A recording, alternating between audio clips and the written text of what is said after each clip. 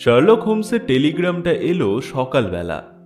আমি তখন স্ত্রীকে নিয়ে প্রাতরাশ খেতে বসেছি। ওহে ওয়াটসন, দিন দুয়েকের জন্য বসকম ভ্যালি যাবে? এইমাত্র টেলিগ্রাম পেলাম, তলব পড়েছে। প্যাডিংটন থেকে 11:15টায় গাড়ি আছে। স্ত্রীর উৎসাহে যাওয়াই মনস্থ করলাম। আফগানিস্তানের সামরিক জীবনে একটা জিনিস খুব ভালো রপ্ত করেছি, ঝট করে জিনিসপত্র গুছিয়ে রওনা হতে পারি। তাই যথাসময়ে স্টেশনে পৌঁছে দেখলাম প্ল্যাটফর্মে পদচারণা করছে শার্লক হোমস। আঁটসাঁট ধূসর পোশাকে দীর্ঘ ক্রিস শরীরটা আরো তাল ঢেঙা দেখাচ্ছে। উঠে বসলাম ট্রেনে। কামরায় আমরা ছাড়া আর কেউ নেই। তন্ময় হয়ে একগাদা কাগজ পড়ে চলল হোমস। মাঝে মাঝে কি সব টুকে নিতে লাগলো। তারপর দলা পাকিয়ে কাগজের তারা বাঙ্কের ওপর ছুঁড়ে দিয়ে বলল, কেসটা সম্পর্কে শুনেছ কিছু? কোনো কাগজই পড়িনি কদিন। মনে হয় খুব সহজ, সেই জন্যই খুব জটিল। দাদায় ফেললে দেখছি। কিন্তু কথাটা খাঁটি। যে কেস চোখে পড়ার মতো, জানবে জলের মতো সোজা, কিন্তু যা সাদা সিধে গোলমাল তাতেই বেশি। এই কেসে অভিযোগ আনা হয়েছে যিনি মারা গেছেন তার ছেলের বিরুদ্ধে। খুনের মামলা? সেই রকমই মনে করা হয়েছে, কিন্তু তলিয়ে না দেখা পর্যন্ত আমি সেরকম কিছু মনে করার পাত্র নই, সেটা তুমি ভালো করেই জানো ওয়াটসন। যাই হোক, কেসটা শোনো। বসকম ভ্যালির সবচেয়ে বড় জায়গিরদার হলেন জন টার্নার। অস্ট্রেলিয়া থেকে অনেক টাকা রোজগার করে এনে জমিজমা কিনে চাষবাস করছেন। একটা গোলাবাড়ি ভাড়া দিয়েছেন চার্লস ম্যাকার্থি নামের একজন ভদ্রলোককে। ইনিও অস্ট্রেলিয়া থেকে ফিরেছেন। সেখানে আগে আলাপ ছিল, এখানেও তাই প্রতিবেশী হয়ে রয়ে গেলেন। টার্নারের টাকা পয়সা বেশি থাকলেও তা মেলামেশার অন্তরায় হল না। দুজনেরই বউ গত হয়েছেন। টার্নারের এক মেয়ে, ম্যাকার্থির এক ছেলে। দুজনেরই বয়স 18। প্রতিবেশীদের সঙ্গে কেউই খুব একটা মিশতেন না। টার্নারের বাড়িতে চাকর বাকর 6 জন, ম্যাকার্থির 2 জন। গত সোমবার 3রা জুন ম্যাকার্থি বিকেল 3টে নাগাদ বসকম হ্রদে যান। চাকরকে বলে যান কার সঙ্গে নাকি দেখা করবার আছে, আর ফেরেননি। গোলাবাড়ি থেকে হ্রদ 60 মাইল দূরে। 2 জন দেখেছে ম্যাকার্থিকে যেতে। একজন বুড়ি, নাম জানা নেই, আর একজন হলো বাগানের মালি। ম্যাকার্থির বেশ কিছু পেছনে তার ছেলে জেমসকেও যেতে দেখেছে সে। তার হাতে নাকি বন্দুক ছিল। বাপকে যেন চোখে চোখে রেখে হাঁটছিল ছেলে। মালির মেয়েও দেখেছে বাপ বেটাকে হ্রদের ধারে। বনের মধ্যে ফুল তুলছিল মেয়েটি। সেখান থেকেই দেখতে পায় কথা কাটাকাটি হচ্ছে বাপ বেটায়। ছেলে এমনভাবে একবার হাত তুলল যেন এই বুঝি মেরে বসবে বাপকে। ভয়ের চোটে মেয়েটা দৌড়ে এসে মাকে সব ঘটনা বলতে শুরু করেছে। এমন সময় ছুটতে ছুটতে জেমস এসে বলল, বাবাকে এইমাত্র মোড়ে পড়ে থাকতে দেখে এসেছে বনের ধারে। জেমসের তখন বিহবল অবস্থা। মাথায় টুপি নেই, বগলে বন্দুক নেই, হাতে আর আস্তিনে কাঁচা রক্ত লেগে আছে। জেমসের সঙ্গে গিয়ে দেখা গেল সত্যি ম্যাকার্থির মৃতদেহ পড়ে রয়েছে হ্রদের ধারে। খুব ভারী কিন্তু ভোঁতা ধরনের কোনো অস্ত্র দিয়ে বেশ কয়েকবার ঘা মেরে খুলি ফাটিয়ে দেওয়া হয়েছে,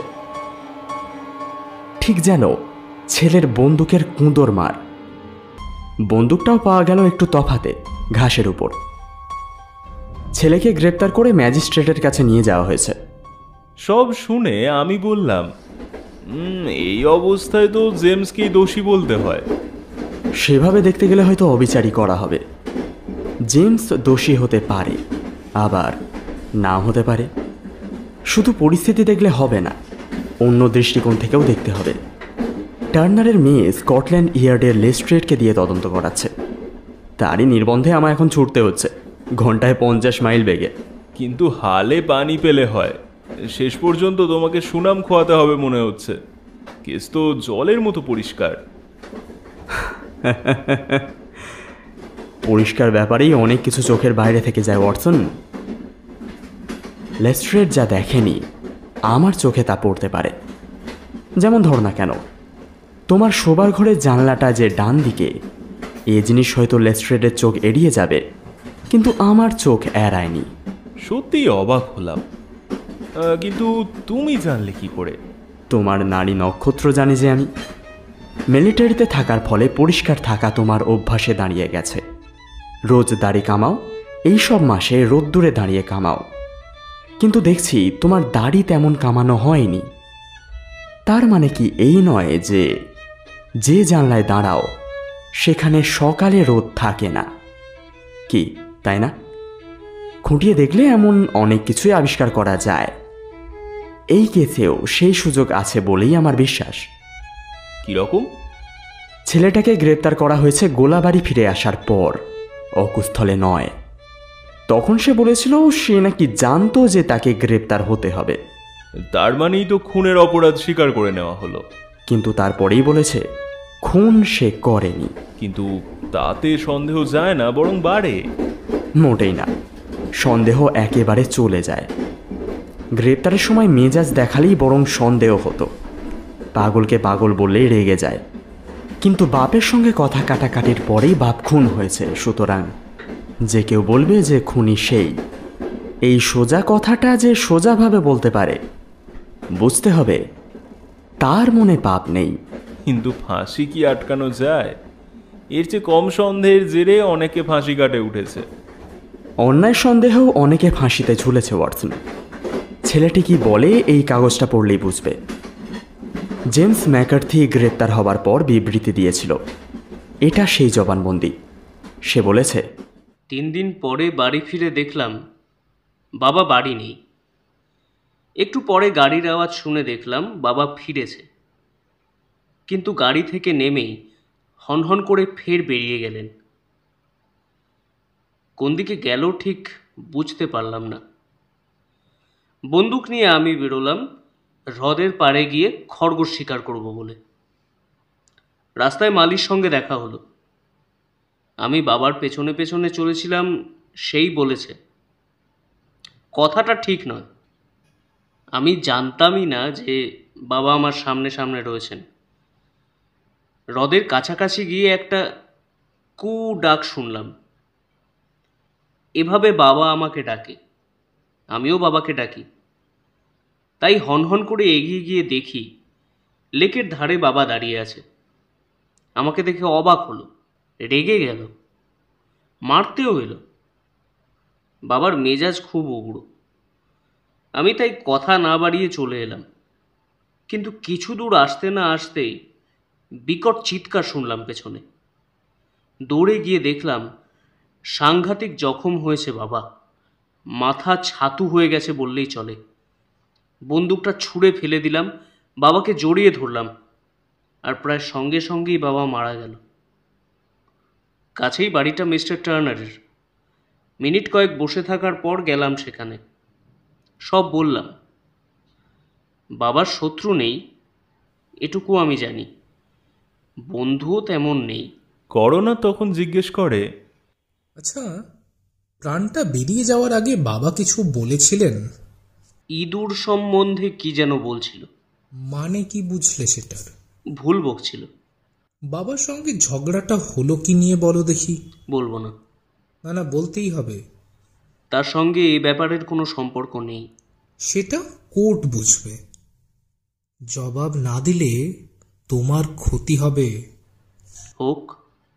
কু ডাক দিয়ে বাবা তোমাকে ডাকতো, তুমিও বাবাকে ডাকতে? হ্যাঁ। কিন্তু বাবা তো জানতেন না তুমি বাড়ি ফিরেছ, ডাকলেন কেন? বলতে পারবো না। বিকট চিৎকার শুনে ফিরে এসে সন্দেহজনক কিছু দেখেছিলে? সেরকম কিছু দেখিনি। তাহলে কি দেখেছিলে? আমি তখন পাগলের মতো বাবার দিকে দৌড়চ্ছি, কোনো দিকে খেয়াল নেই। সেই সময় মনে হলো যেন বাবার বাঁ দিকে ধূসর রঙের কি একটা পড়ে আছে, অনেকটা আলখাল্লার মতো। বাবার পাশ থেকে উঠে দাঁড়িয়ে জিনিসটা আর দেখিনি। মিস্টার টার্নারের বাড়ি যাওয়ার আগেই দেখলে জিনিসটা নেই? হ্যাঁ। ঠিক কি বলে মনে হয় জিনিসটা? কাপড়ের মতো কিছু। ডেড বডি থেকে কত তফাতে? প্রায় 12 গজ তফাতে। বন সেখান হতে কদ্দূর? ওই রকমই। তাহলে বলতে চাও তুমি থাকতে থাকতেই জিনিসটা উধাও হয়ে গেল? আমি কিন্তু সেদিকে পেছন করে বসেছিলাম। জেরা এখানেই শেষ। পড়া শেষ করে বললাম, করোনা ঠিক ঠিক পয়েন্টেই চেপে ধরেছে। 1, বাবা তাকে দেখেনি, অথচ ডাকলো কেন? 2, ঝগড়ার বৃত্তান্ত চেপে যাওয়া। 3, মরবার সময় ইঁদুর সম্বন্ধে কথা বলেছিলেন ম্যাকার্থি। মানেটা ছেলে বোঝেনি। হোমস হাসি মুখে বললে, যে অসঙ্গতিগুলো দেখে তুমি আর করোনার খড়গহস্ত হয়েছ ছেলেটির উপর, সেগুলোই কি ওর সত্যি কথা বলার প্রমাণ? পুরো ব্যাপারটা বানিয়ে বলার মতো কল্পনা শক্তি যদি ওর থাকতো, তাহলে ওই 3টে অসঙ্গতি চাপাচুপি দিয়ে চমৎকার 3টে গল্প শুনিয়ে দিতে পারত। মিথ্যে যে বলে, সে কি গল্পের মধ্যে সন্দেহের বীজ রেখে উদ্ভট অসঙ্গতি শোনাতে চায়? না হে, ছেলেটি সত্যিই বলছে। যাই হোক, এখন আর এ বিষয়ে কোনো কথা নয়। এই বইটা পড়তে বসলাম। 20 মিনিটে সুইডেনে পৌঁছে লাঞ্চ করব। শহরে যথাসময়ে পৌঁছলাম। বেজির মতো ক্ষিপ্র ইন্সপেক্টর লেস্ট্রেড দাঁড়িয়েছিলেন প্ল্যাটফর্মে। চোখে শেয়ানা চাহনি। আগে নিয়ে গেল সরাইখানায়। ঘর ঠিক করাই ছিল। চা খেতে খেতে বললে, এখনই গাড়ি আসছে, সোজা অকুস্থলে চলুন। আজ রাতে গাড়ির দরকার হবে বলে মনে হয় না। তাই বলুন, কাগজ পড়েই তাহলে সমাধানে পৌঁছে গেছেন। খুবই সোজা কেস, কিন্তু মেয়েটা নাছোড়বান্দা। আপনার সঙ্গে কথা না বলা পর্যন্ত রেহাই দিচ্ছে না। এই যে এসে গেছে। একটা গাড়ি এসে দাঁড়ালো সরাইখানায়। হুড়মুড় করে ঢুকলো একজন পরমা সুন্দরী তরুণী। উদ্বেগ উৎকণ্ঠায় সামলাতে পারছে না নিজেকে। Mister Sherlock Holmes? পর্যায়ক্রমে আমাদের দুজনের দিকে তাকিয়ে হোমসকে ঠিক চিনে নিল মেয়েটা। খুব আনন্দ হচ্ছে আপনাকে দেখে। জেমস নির্দোষ, এইটুকু বয়স থেকে ওকে আমি চিনি। একটা মাছি পর্যন্ত যে মারতে পারে না, সে করবে খুন? মিস্টার হোমস, শুধু এই বিশ্বাস নিয়ে আপনি তদন্ত শুরু করুন। নিশ্চয়ই করব, এবং জেমস যে নির্দোষ সেটাও প্রমাণ করব। ওর জবানবন্দি পড়ে কি আপনার মনে হয়নি যে ও নির্দোষ? সেই রকমই মনে হয়েছে। কি বলেছিলাম না? লেস্ট্রেডের দিকে ফিরে তাচ্ছিল্যের সুরে বলল মেয়েটা। লেস্ট্রেড কাঁধ ঝাঁকিয়ে বললে, মিস্টার হোমস একটু তাড়াতাড়ি সিদ্ধান্তে পৌঁছে যাচ্ছেন। কিন্তু হক কথা বলেছেন, জেমস নির্দোষ। বাবার সঙ্গে ঝগড়ার কারণটাও কেন বলেনি জানেন? শুধুমাত্র ওর মধ্যে আমিও আছি বলে। কি রকম? জেমসের বাবা চান ওর সাথে আমার বিয়ে হোক, কিন্তু আমরা ছোটবেলা থেকে পরস্পরকে ভাই বোনের মতো ভালোবেসে এসেছি। বাপ বেটায় প্রায়ই ঝগড়া হতো এটা নিয়ে। তোমার বাবা কি বলতো? তার মত নেই। জেমসের বাবা ছাড়া কারোরই মত নেই। কালকে তোমার বাবার সঙ্গে দেখা করতে যাব ভাবছি। ডাক্তার রাজি হবেন বলে মনে হয় না। কেন? গত কয়েক বছর ধরেই শরীর খারাপ, তার উপর এই ধাক্কায় একেবারে বিছানা নিয়েছেন। হাল ছেড়ে দিয়েছেন ডাক্তার। ভিক্টোরিয়ায় থাকবার সময়টাকেই তো বন্ধুত্ব মিস্টার ম্যাকার্থির সাথে। ভিক্টোরিয়ায়? I see. খবরটা কাজে লাগবে। খনিজ কাজে ছিলেন, সোনার খনি, তাই না? টাকা রোজগার করেছেন সেইখানেই? হ্যাঁ। ধন্যবাদ, এই খবরটাও কাজে লাগবে। জেমসের সঙ্গে নিশ্চয়ই দেখা করতে যাবেন জেলখানায়। ওকে বলবেন যে আমি জানি যে ও নির্দোষ। বলবো, নিশ্চয়ই বলবো। আর বসবো না, চলি। বাবার শরীরটা ভালো না। বলতে বলতে বেগে বেরিয়ে গেল মিস টার্নার। একটু পরেই শুনলাম চাকার আওয়াজ মিলিয়ে যাচ্ছে দূরে। গম্ভীর গলায় লেস্ট্রেড বললে, কাজটা ভালো করলেন না মিস্টার হোমস। মিথ্যে আশা দিলেন মেয়েটাকে। লেস্ট্রেড, জেমসকে খালাস করতে পারবো এ বিশ্বাস আমার আছে। জেলখানায় গিয়ে দেখা করবার অনুমতি কি আমি পাবো? শুধু আপনি আর আমি পাবো। তাহলে চলো বেরিয়ে পড়া যাক। ট্রেন কি পাওয়া যাবে? পাবেন ওয়াটসন, ঘন্টা দুয়েকের মধ্যে ফিরছি আমি। এই 2 ঘন্টা যেন আর কাটতে চাইল না আমার। ওদেরকে ট্রেনে তুলে দিয়ে একটু এদিক ওদিক ঘুরে সরাইখানায় ফিরলাম। চটকদার উপন্যাস পড়বার চেষ্টা করলাম, কিন্তু মন চলে আসতে লাগলো খুনের রহস্যে। বিরক্ত হয়ে বই ফেলে ভাবতে বসলাম। হোমসের খাতিরেই যদি ধরি ছেলেটা সত্যি বলছে, তাহলে সে বাবার কাছ থেকে চলে আসার সময় থেকে আরম্ভ করে বাবার চিৎকার শুনে ফিরে যাওয়া পর্যন্ত সময়ের মধ্যে ভয়ানক কিছু একটা ঘটেছিল। আবার বাবার কাছে পিছন ফিরে বসে থাকার সময়েও কেউ সেখানে এসে পেছন থেকে ধূসর জিনিসটা সরিয়ে নিয়ে গেছে। ভারী আশ্চর্য ব্যাপার তো। জিনিসটা কি? খুনির পোশাক। আমি নিজে ডাক্তার, কাজেই আঘাতের ধরনটা অনুধাবন করতে গিয়ে দেখলাম চোট লেগেছে খুলির পেছনকার বাঁ দিকের হাড়ে, গুঁড়িয়ে গেছে গুরুভার অস্ত্রের আঘাতে। অথচ ছেলেটিকে দেখা গেছে বাপের মুখোমুখি দাঁড়িয়ে ঝগড়া করতে। অবশ্য এ যুক্তির কোনো মানে নেই। বাপ পেছন ফিরতেই হয়তো হাতিয়ার চালিয়েছিল জেমস। কিন্তু মরবার ঠিক আগে ইঁদুর নিয়ে বিড়বিড় করতে গেলেন কেন মিস্টার ম্যাকার্থি? এ সময়ে আচমকা আঘাতে কেউ তো আবোল তাবোল বকে না। কি বলতে চেয়েছিলেন? হোমস একা ফিরল অনেক দেরিতে। লেস্টেড শহরে থেকে গেছে। আসন গ্রহণ করে বললে, অকুস্থলে পৌঁছানোর আগে বৃষ্টি আরম্ভ হয়ে গেলে মুশকিলে পড়ব। জেমসের সঙ্গে দেখা হলো জেলখানায়। কি মনে হলো? অন্ধকারে আলো দেখাতে পারলো জেমস? একেবারেই না। প্রথমে মনে হয়েছিল খুনিকে আড়াল করবার চেষ্টা করছে, পরে দেখলাম নিজেই ভেবাচাকা খেয়েছে। খুব চৌকস নয় ছেলেটা, কিন্তু সুদর্শন, মনটা পরিষ্কার। মিস টার্নারের মতো মেয়েকে বিয়ে করতে যে চায় না, তার পছন্দেরও খুব একটা তারিফ করা যায় না। ওহে ওয়াটসন, ওর মধ্যেও একটা হৃদয় বিদারক ঘটনা রয়েছে। ছোকরা বোর্ডিং স্কুলে থাকার সময় ব্রিস্টলের একটি হোটেলের মেয়ের পাল্লায় পড়ে, তাকে রেজিস্ট্রি করে বিয়ে পর্যন্ত করে। বোকা আর কাকে বলে? কাউকে কথাটা বলাও যাচ্ছে না। এদিকে বদমেজাজি বাবার কাছে ধমক খেতে হচ্ছে মিস টার্নারকে বিয়ে করতে চাইছে না বলে। হাত পা ছুঁড়ে লেকের পারে প্রতিবাদ জানিয়েও কোনো লাভ হয়নি। সত্যি কথাটা বললেই তো বাড়ি থেকে বার করে দেবে বাবা। গুমড়ে গুমড়ে তাই মরছে। 3 দিনে ব্রিস্টলে স্ত্রীর সাথে কাটিয়ে বাড়ি ফেরার পরেই খুন হয়ে গেল বাবা। কাগজে খবরটা পড়ল হোটেলের মেয়ে। জেমসের ফাঁসি হবে বুঝতে পেরে নিজে থেকেই কেটে পড়ল। চিঠি লিখে জানিয়েছে ওর আগের স্বামী বর্তমান, কাজেই জেমসের সঙ্গে তার কোনো সম্পর্ক নেই। বেশ তো, জেমস যদি খুন না করেই থাকে তাহলে করলোটাকে? 2টো ব্যাপার নিয়ে তোমাকে ভাবতে বলবো। 1 নম্বর হলো, জেমসের বাবা জানতেন না ছেলে বাড়ি ফিরেছে, তা সত্ত্বেও তিনি কু করে ডেকেছিলেন।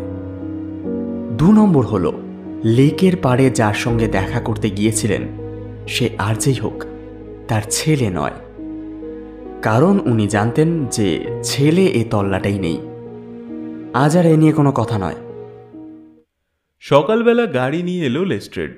আকাশ নির্মেঘ, রাতেও বৃষ্টি হয়নি। গোলাবাড়ি আর হ্রদের দিকে রওনা হলাম আমরা। যেতে যেতে লেস্ট্রেড বললে, মিস্টার টার্নার আর বাঁচেন কিনা সন্দেহ। বয়স অনেক হয়েছে বুঝি? 60 বছর তো বটেই। শরীরের ওপর অনেক অত্যাচার করেছেন বিদেশে থাকার সময়। এমনিতেই কাহিল ছিলেন। বন্ধু ম্যাকার্থির মৃত্যুতে একেবারে ভেঙে পড়েছেন। বন্ধুর জন্য কম করেননি, গোলাবাড়ির ভাড়া পর্যন্ত নেন। বটে, খবরটা শুভ। বিনা ভাড়ায় শুধু থাকতেই দেননি, আরও অনেক উপকার করেছেন ম্যাকার্থির। 5 জনে বলেছে। তাই নাকি? আচ্ছা, একটা ব্যাপারে কি তোমার খটকা লাগেনি লেস্ট্রেড? কি বলুন তো? এত উপকার করা সত্ত্বেও মেয়ের সঙ্গে মিস্টার ম্যাকার্থির ছেলের বিয়ে দিতে মিস টার্নার রাজি নন, অথচ মিস্টার ম্যাকার্থি বিয়ের কথা সমানে বলে যাচ্ছেন, যেন খুবই স্বাভাবিক প্রস্তাব। মেয়েটি কিন্তু মিস্টার টার্নারের সব সম্পত্তি পাবে। কি আঁচ করতে পারলে? ঘটনার ঠেলায় অস্থির হয়ে পড়েছি। আঁচ করার হেফাজত আর পোয়াতে পারবো না। তা ঠিক। ঘটনার ঠেলায় তুমি হিমশিম খাচ্ছ। গম্ভীর গলা হোমসের। চটে গেল লেস্ট্রেড। আপনি কিন্তু এখনো মরিচিকা দেখছেন, যা ভাবছেন তা নয়। কুয়াশা চাইতে তো ভালো। এই যে গোলাবাড়ি এসে গেছে। বেশ বড় গোলাবাড়ি, দোতলা, সদ্য শোকের ছাপ সর্বত্র। দরজায় ধাক্কা দিতেই ঝি বেরিয়ে এলো। হোমস তার কাছ থেকে দুজোড়া জুতো চাইল।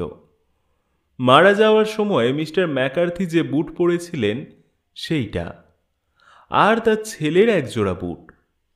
জুতো এলো, ফিতে বার করে ঘুরিয়ে ফিরিয়ে 7-8 রকম মাপ নিল হোমস। তারপর রওনা হলাম লেকের দিকে, এবং পাল্টে গেল ওর মুখ চোখের চেহারা।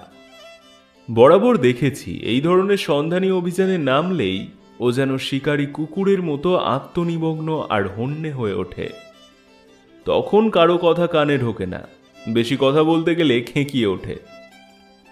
ভুরু কুঁচকে ইস্পাত কঠিন চোখে মাটির দিকে তাকিয়ে দুকাঁধ বাঁকিয়ে নাকের পাটা ফুলিয়ে হনহন করে হেঁটে যায় হেঁট মাথায়। এইভাবেই মাঠে নামলো, গেল লেকের ধারের জঙ্গলে। জলা জায়গায় অসংখ্য পদচিহ্ন।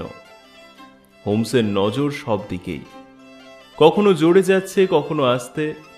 মাঠটাকেও চক্কর দিয়ে এলো একবার। রকম সকম দেখে অবজ্ঞার হাসি হাসছে লেস্ট্রেড। আমার কৌতূহল কিন্তু বেড়েই চলেছে। শার্লক হোমসকে আমি হাড়ে হাড়ে চিনি, অকারণে সে কিছু করে না।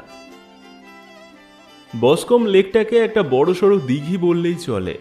একদিকে জায়গিরদার মিস্টার টার্নারের বাড়ি, আর একদিকে মিস্টার ম্যাকার্থির গোলা বাড়ি। লেক ঘিরে আগাছা, ঘাস, জঙ্গল আর জলা জমি। এইখানে একটা ঘাস জমির ওপর পাওয়া গেছে মৃতদেহ। বেশ ভিজে জায়গা। হোমস শিকারী কুকুরের মতো আবার দৌড়দৌড়ি আরম্ভ করেছে। অনেক কিছুই দেখতে পাচ্ছে ঘাস জমির ওপর পায়ের দাগ বিস্তর।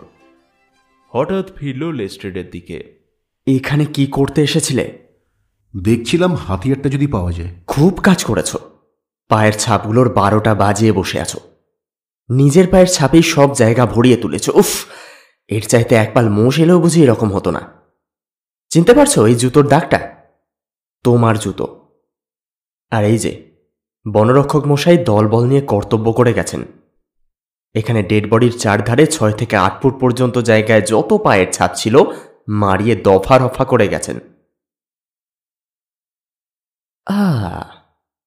এই যে একজোড়া পায়ের ছাপ পাওয়া গেছে, একদম আলাদা দাগ দেখছি। এই হলো গিয়ে ছেলেটার জুতোর দাগ। দুবার যাতায়াত করেছে, তারপরে টেনে টেনে দৌড়েছে বলেই গোড়ালির ছাপ প্রায় ওঠেনি। চেটোর উপরের ভর পড়েছে বেশি।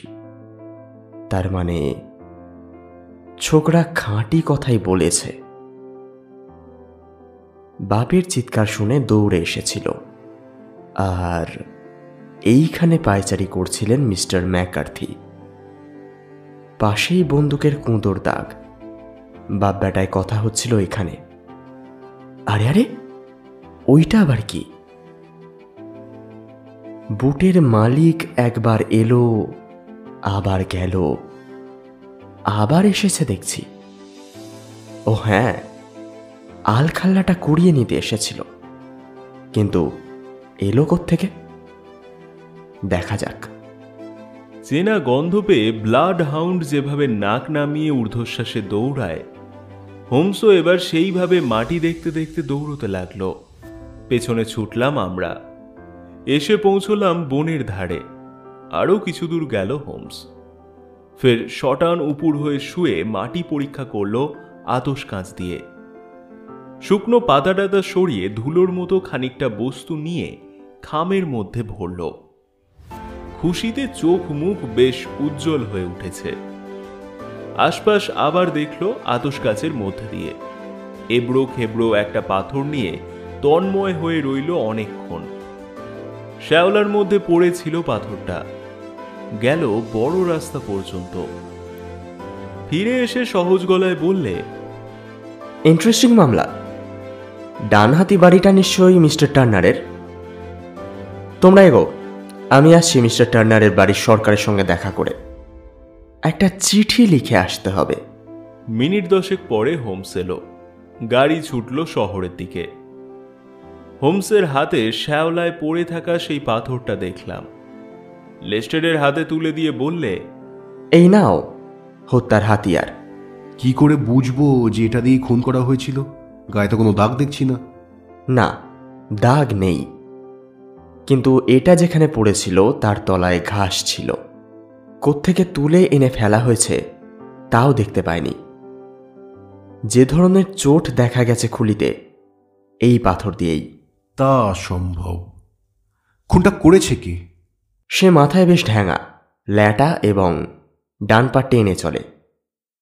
পুরুষ হলে শিকারের বুট পরে, গায়ে ধূসর আলখাল্লা আছে, নলে ভারতীয় চুরুট লাগিয়ে খায়, পকেটে ভোঁতা পেন্সিল কাটা ছুরি রাখে।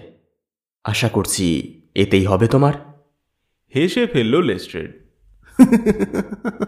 আদালতে গ্রাহ্য হবে না যা বললেন। কল্পনা দিয়ে কারবার করলে চলে না আমাদের। আস্তে আস্তে হোমস বললে, তাহলে তুমি তোমার পদ্ধতিতে কাজ চালাও, আর আমি আমার পদ্ধতিতে। সন্ধ্যের ট্রেনে লন্ডন ফিরব ভাবছি। সে কি, তদন্ত শেষ না করেই যাবেন? আরে না, শেষ করেই যাব। সমস্যার সমাধান? সে তো হয়ে গেছে। খুনিকে? যার বর্ণনা দিলাম। তার নাম? খুঁজলেই পেয়ে যাবে। খুব একটা লোকজন এই তল্লাটে নেই।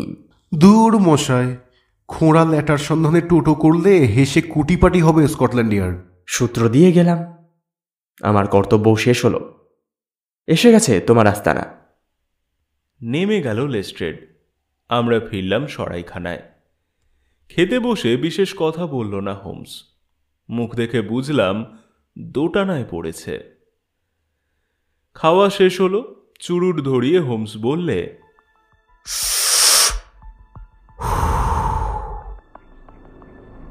ওয়াটসন, এই মামলায় দুটো অত্যন্ত আশ্চর্য ব্যাপার শুনে নিশ্চয়ই তোমার খটকা লেগেছে। এক হলো কুডাক, দুই মরবার সময়ে ইঁদুর শব্দটা বলা। কুডাকটা অস্ট্রেলিয়ায় চালু আছে। সেখানে একজন আর একজনকে এইভাবে ডাকে।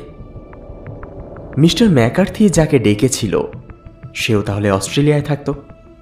সেইখানেই দুজনের পরিচয়। দেখাও করতে গিয়েছিলেন তার সঙ্গে, ছেলেকে ডাকেননি। ইঁদুর ইঁদুর করে মারা গেলেন কেন? পকেট থেকে একটা কাগজ বের করে টেবিলে বিছিয়ে ধরল হোমস। বলল, এই হলো ভিক্টোরিয়া কলোনির মাপ। ব্রিস্টলে কাল চিঠি লিখে আনিয়েছি। ম্যাপের এক জায়গা হাত চাপা দিয়ে কি আছে পড়ো তো। র্যাট। হাত তুলে বলল, বালার‍্যাট। এই নামটাই মরবার আগে বলেছিলেন মিস্টার ম্যাকার্থি। ছেলে শুধু শুনতে পায় শেষটুকু। নামটা নিশ্চয়ই খুনির। অদ্ভুত ব্যাপার তো। 3 নম্বর অদ্ভুত ব্যাপার হলো সেই ধূসর জিনিসটা, যা একটা আলখাল্লা। তাহলে ব্যালার‍্যাট নামক এক অস্ট্রেলিয়াবাসী গায়ে ধূসর আলখাল্লা চাপিয়ে ঢাঙুস মারার মতো পাথর হাঁকিয়ে খুন করেছে মিস্টার ম্যাকার্থিকে। পরিষ্কার? নিশ্চয়ই। এই অঞ্চল তার নখদর্পণেও বটে, কেননা লেকে পৌঁছানোর দুটোই কেবল রাস্তা। একটা গোলাবাড়ি থেকে, আর একটা মিস্টার টার্নারের বাড়ি থেকে। ঠিক ঠিক। জমি পরীক্ষা করে খুনির দেহের যে বর্ণনা মাথামোটা লেস্ট্রেডকে শোনালাম, তুমিও তা শুনেছ। শুনেছি ঠিকই, কিন্তু কিভাবে অত খবর জানলে বুঝিনি। কতখানি লম্বা সেটা না হয় দুটো পায়ের ছাপের মধ্যে ফাঁকটা দেখে আন্দাজ করলে। জুতোর চেহারাও ছাপ দেখে বলা যায়, কিন্তু এক পায়ে খোঁড়া জানলে কি করে? ডান পা সবসময় আলতোভাবে জমি ছুঁয়ে গেছে, চাপ পড়েনি। পা টেনে চলে বলেই অমনটা হয়েছে। কি করে বললে সে ল্যাটা? খুলির পেছনে হাড় কিভাবে গুঁড়িয়েছিল তুমি জানো। চোট লেগেছিল বাঁ দিক ঘেঁষে, অর্থাৎ বাঁ হাতে পাথর মেরেছে খুনি। বাপ বেটায় ঝগড়ার সময় গাছের আড়ালে লুকিয়ে চুরুট খেয়েছে আর ছাই ঝেড়েছে। 140 রকম তামাকের ছাই নিয়ে একটা প্রবন্ধ এককালে লিখেছিলাম, তাই ছাই দেখেই বুঝলাম ইন্ডিয়ান সিগার। কিছু দূরে পেলাম চুরুটের গোড়া, ফেলে দেওয়া হয়েছে। নলে লাগিয়ে খাওয়া হয়েছে বুঝলে কি করে? গোড়াটায় দাঁতের কামড় নেই, নিশ্চয়ই নলে লাগানো হয়েছিল। যে ছুরি দিয়ে কাটা হয়েছে সেটা ভোঁতা, কেননা কাটাটা অসমান। বুঝেছি তুমি কার কথা বলছো। খুনি হলেন। ঠিক এই সময় দরজা খুলে গেল। হোটেলের চাকর একজন আগন্তুককে ঘরে ঢুকিয়ে দিয়ে বললে, মিস্টার জন টার্নার। ভদ্রলোকের চেহারাটা দেখবার মতো। বার্ধক্যের ভারে কাঁধ ঝুলে পড়েছে, পা টেনে টেনে হাঁটছেন, বলিরেখা আঁকা রুক্ষ মুখটি কিন্তু দুর্জয় মনোবলের প্রতিচ্ছবি। দাড়িতে জট, কার্নিশের মতো জটিল ভুরু, খানদানি শক্তিমান চেহারা, কিন্তু মুখে যেন রক্ত নেই। ঠোঁট আর নাকের খাঁজ নীল হয়ে এসেছে। নিশ্চয়ই ছিনে জোঁক রোগের খপ্পরে পড়েছেন দীর্ঘদিন। প্রশান্ত কণ্ঠে হোমস বললে, চিঠি পেয়েছেন তাহলে? বসুন। আপনি লিখেছেন কেলেঙ্কারি যদি না চাই তাহলে আপনার সঙ্গে যেন দেখা করি। নিজে আপনার কাছে যায়নি ওই কারণেই। বলুন কেন ডেকেছেন? কথাটা জিজ্ঞেস করলেন বটে, কিন্তু ক্লান্ত আর হতাশ চোখ দেখে মনে হলো জবাবটা তিনি জানেন। চোখে চোখে চেয়ে হোমস বললে, ম্যাকার্থি ঘটিত সব ব্যাপার আমি জানি। দুই করতলে মুখ লুকিয়ে গুঙিয়ে উঠলেন বৃদ্ধ টার্নার। জড়িত স্বরে বললেন, কিন্তু জেমসের সর্বনাশ হতে আমি দেব না। যদি দেখি বিনা পাপে তার শাস্তি হচ্ছে, ঠিক করেই রেখেছি, সব কবুল করব। শুনে খুশি হলাম। এতদিন কবুল করিনি মেয়েটার কথা ভেবে। বুক ভেঙে যাবে আমার গ্রেপ্তার হওয়ার কথা শুনলে। কিন্তু অত দূর জল গড়ালে তো। তার মানে? দেখুন মশাই, আমি সরকারের নুন খাই না। এই কেসে নাক গলিয়েছি স্রেফ আপনার মেয়ের পীড়াপিড়িতে। আপনার মেয়ে যা চায় আমিও তাই চাই। জেমসের গায়ে যেন আঁচ না লাগে। মিস্টার হোমস, বহুমূত্র রোগে আমি শেষ হয়ে এসেছি। বড় জোড়ার মাসখানেক আমার আয়ু। মৃত্যুটা বাড়িতেই হোক, এই আমি চাই। জেলে যেন না হয়। কলম আর কাগজ নিয়ে হোমস বললে, আপনি বলুন কি করেছিলেন, আমি লিখে নিচ্ছি। সাক্ষী ওয়াটসন। জেমসকে যদি কোনো মতেই আর বাঁচানো না যায়, শুধু তখনই প্রকাশ করব এই স্বীকারোক্তি। শুধু দেখবেন অ্যালিস যেন এই ঘটনা শুনে কষ্ট না পায়। অবশ্য মামলা শেষ হওয়ার আগেই আমি শেষ হয়ে যাব। এই ম্যাকার্থি শয়তানটাকে আপনারা কেউই চেনেন না। গত 20 বছর ধরে সে আমার জীবন বিষিয়ে তুলেছিল। 60 দশকের গোড়ার দিকে আমরা ডাকাতি করতাম। রক্ত তখন গরম। অসৎ সংসর্গে মিশে 6 জনের দল করলাম। চলন্ত গাড়ি থামিয়ে লুটতরাজ করেছি। আড়াল থেকে বেরিয়ে এসে ছিনতাই করেছি। বেলারাটের পাষণ্ড জ্যাকের নাম শুনলে শিউরে উঠত ওখানকার মানুষ। একদিন একটা সোনা ভর্তি গাড়ি লুট করলাম। 6 জন পাহারাদারদের 4 জনকে আমরা খতম করলাম। ওরা খতম করলো আমাদের 3 জনকে। ড্রাইভারের কপালে পিস্তল ঠেকিয়ে গাড়ি দাঁড় করালাম। সে কিন্তু আমাকে খুঁটিয়ে দেখে নিয়েছিল। উচিত ছিল তখনই মাথাটা উড়িয়ে দেওয়া। এই লোকটাই হলো ম্যাকার্থি। অত সোনা পেয়ে ভাগ বাটোয়ারা করে নিয়ে দল ভেঙে দিলাম। আর কুকাজ নয়, এবার সৎ কাজে পুরনো পাপের প্রায়শ্চিত্ত করব। এই মনস্থ করে দেশে ফিরলাম। জমি জায়গা কিনলাম, বিয়ে করলাম, মেয়ে হলো। স্ত্রীর মৃত্যুর পর এই মেয়েই আমাকে সৎ পথে টেনে রেখেছে, ছন্ন ছাড়া হতে দেয়। এই সময় একদিন শহরে দেখা হয়ে গেল এই ম্যাকার্থির সঙ্গে। অবস্থা রাস্তার কুত্তার মতো। দেখিয়ে সে আমার সবচেয়ে ভালো জমি বিনা ভাড়ায় ভোগ করতে লাগলো। টাকা পয়সা যখন তখন চেয়ে নিত, নইলে পুলিশকে খবর দেবে এই হুমকি দিয়ে চলল সমানে। জীবন দুর্বিষহ হয়ে উঠল আমার। অ্যালিস বড় হওয়ার পর তার নিগ্রহের মাত্রা ছাড়িয়ে গেল।